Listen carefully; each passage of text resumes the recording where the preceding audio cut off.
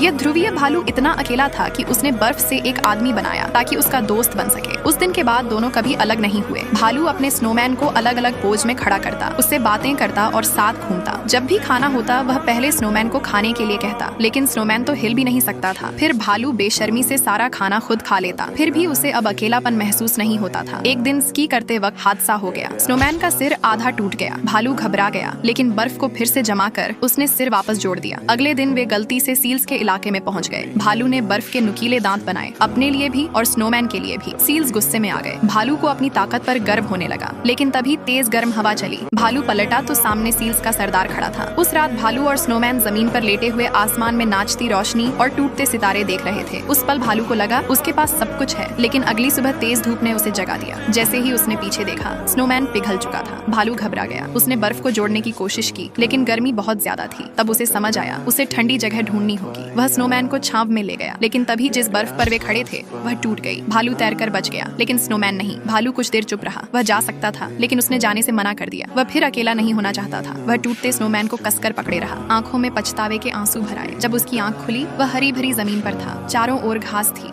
एक नई दुनिया। वह बिना दिशा के चलता रहा। तभी उसे सामने एक स्नोमैन देखा। वह दौड़ा, लेकिन यह उसका दोस्त नहीं था। उसी पल पहाड़ी पर एक मादा ध्रुवीय भालू दिखाई दी। उनकी नजरें मिली। उस पल उसे समझ आ गया, अब वह कभी अकेला नहीं रहेगा। दोनों ने धीरे से अपनी नाकें छुआई और एक नया रिश्ता शुरू हो गया। कुछ खोकर ही कभी कभी हमें वो मिलता है जिसकी हमें सच में जरूरत होती है।